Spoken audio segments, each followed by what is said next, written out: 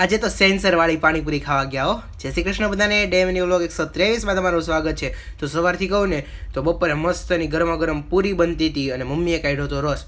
અમારા ઘરે છે ને રસ બહુ બધો પડ્યો છે ને, એટલે રસ તો અમારે એક અઠવાડિયામાં બનેલો જ હોય. અને મસ્તનું ગુવારનું શાક હતું. અને પછી મમ્મીએ તળવાના શરૂ કરી દીધા હતા પાપડ. તો પાપડ, રસ, પૂરી અને ગુવારનું શાક. અને રાતે છે ને એ પાણીપુરી ખાવાનું મન થયું હતું, એટલે મસ્તની દુકાન વધારી લીધી. અને પછી અમે ત્રણેય નીકળી ગયા પાણીપુરી ખાવા માટે.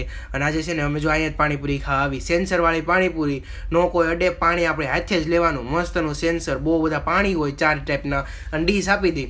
જો કેવી મજા આવે ખાવાની. હાથે પાણી લો ને હાથે ખાવ. ઘરે ખાતાય ને એમ જ લાગે ને પાણી એવું મસ્ત હોય ને, તીખું મીઠું ને ખાધા જ કરો ને. પ્લેટ લ્યો ને હાથે ખાવાની, બહુ મજા આવી ગઈ. પછી અમે મગાવી લીધી દહીં પૂરી, કારણ કે ખાલી પાણીપુરીથી તો પેટ ન ભરે, એટલે 2 પ્લેટ દહીં પૂરી મગવી લીધી. અને પછી અમે બધાએ ખાઈ લીધું.